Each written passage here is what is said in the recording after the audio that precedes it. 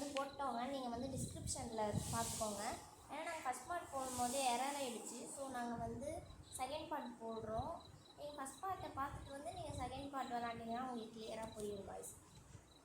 சரி வாங்க. இதை உண்மையாக சொல்லிடுறோம். இது ரொம்ப பயணம். நீங்கள் ரொம்ப பயப்படுவீங்கன்னா இதை நீங்கள் பார்க்கவும் வேணாம், நைட் நேரத்துலையும் பார்க்க வேணாம், விளையாடவும் வேணாம். உங்களுக்கு பிடிச்ச கேம் ரோல் பாக்ஸ் அதான் நைட் தயவு செஞ்சு விளாண்டுறாதீங்க காய்ஸ். ஏன்னா நைட்டு அப்புறம் ரொம்ப பயமாக இருக்கும் காய்ஸ். சரிங்க.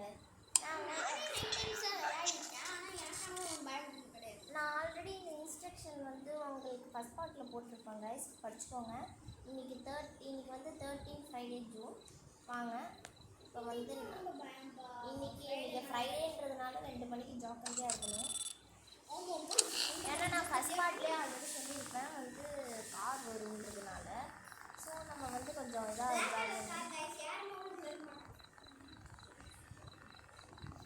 சரி கைஸ், வழக்கம் போல் வந்திருக்காரு ஒருத்தர்.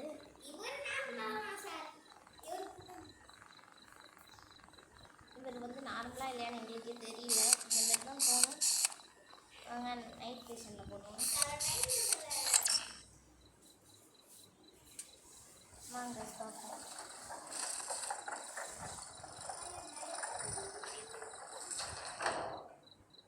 What's your warm-up?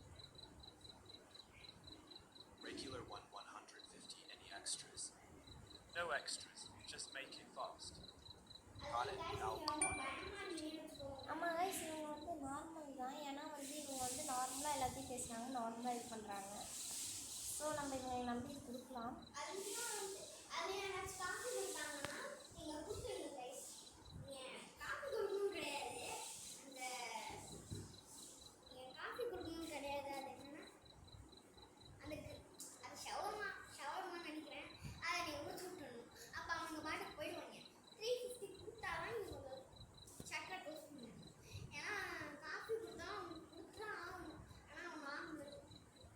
அவன் சொன்ன அந்த பிளேயர் சொன்ன எதுவுமே உங்களுக்கு புரியாதுன்னு நினைக்கிறேன். ஏன்னா அவளே ஆல்ரெடி பயத்தில் உட்காந்துருக்காங்க.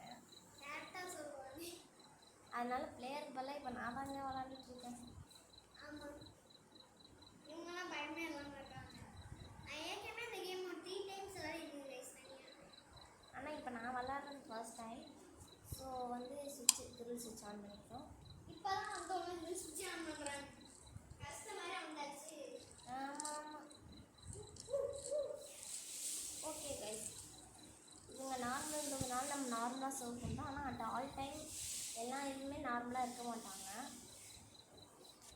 இது ஆல்ரெடி விளாண்டுருக்கவங்க வெல் எக்ஸ்பீரியன்ஸ்னால் எங்களுக்கு கொஞ்சம் சொல்லித்தாங்க. கமெண்டில் டிஸ்கிரிப்ஷன் தனியாக இருக்குது.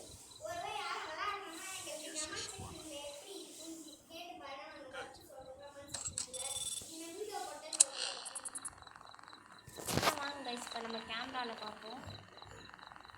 கேமராவில் யார் காணும் காய்ஸ். ஒருவே பேக் நேரம் பண்ணுவோம். ஃப்ரெண்ட்டு தான் கைஸ் முக்கியம் அப்படின்னு சொல்லி அன்றைக்கி ஒரு நாள் நாங்கள் கேமராவில் ஃப்ரெண்ட் பார்த்துட்டு இருந்தார் player.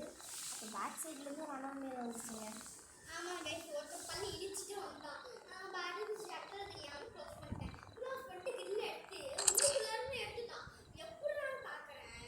What's your warm-up, please? பார்த்தா ஷட்டர் ஓப்பன் பண்ணிட்டு அந்த கில்ல கையில் வச்சுட்டு வந்து பின்னாடி நிற்கிறான். Alright, 150. ஏன் மட்டும் டக்குனு போயிட்டுமே. காய்ஸ் இது வந்து நார்மல் தான், அதனால பிரச்சனை இல்லை. ஸோ நம்ம வழக்கம்படி நம்மளோட இதை பண்ண வேண்டியதான்.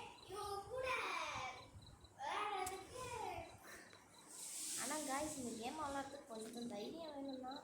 ஏன்னா